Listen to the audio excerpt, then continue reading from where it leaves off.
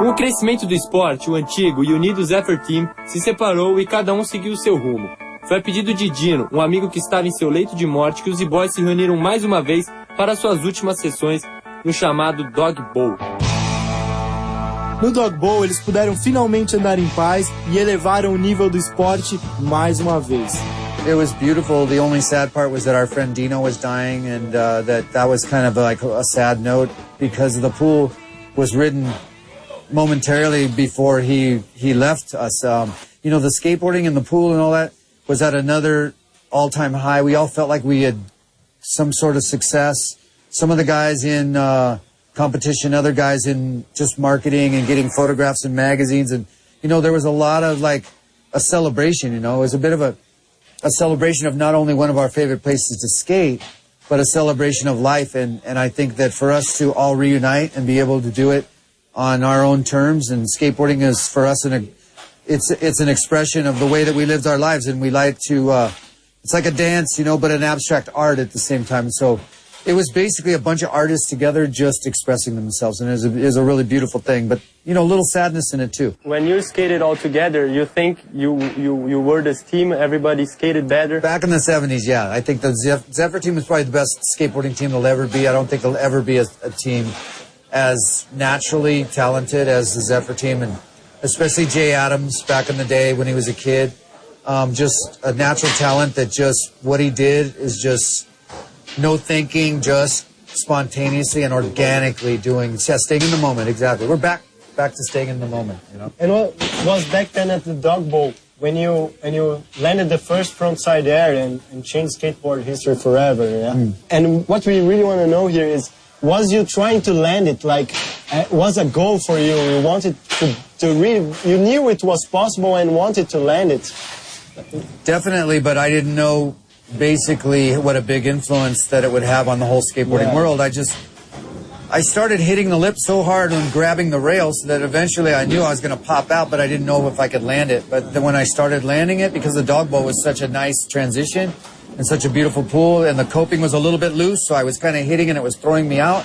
Eventually I just let go and landed it, and mostly my friends were blown away because I knew I could make it.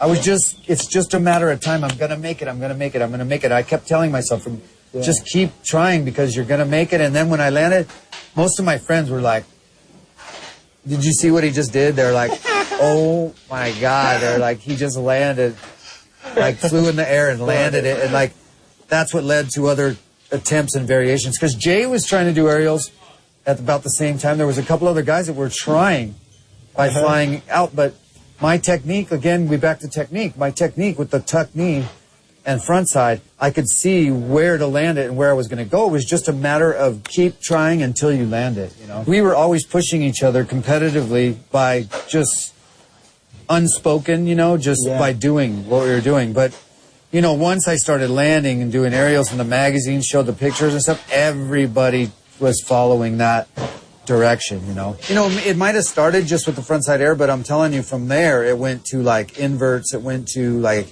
indie airs, lean airs, backside airs, mute airs, you know, just everything went into the air. You know, the inverts became a very big part of like the 70s style skateboarding was, so it just started with that frontside air, basically. Everybody wanted to skate pools, everybody wanted to do an aerial in a pool. Everybody wanted to skate like Dogtown guys. Everybody wanted to wear the same kind of clothes we wore, use the words, the graphics, everything.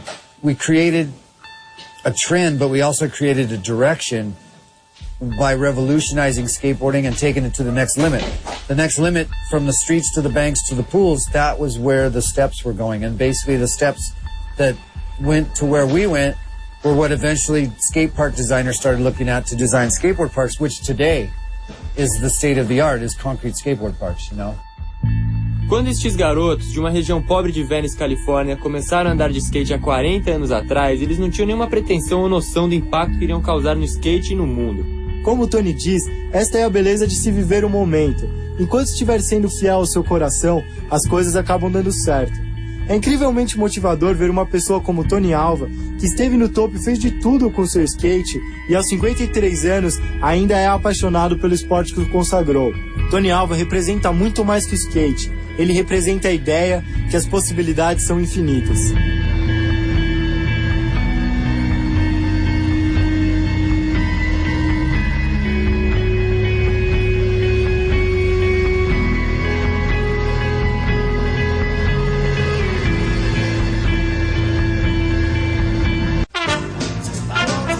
Quer saber a opinião de Tony sobre os skatistas brasileiros ou qual é o seu dinossauro favorito? Então acesse o blog da MTV Sports que lá tem a entrevista na íntegra.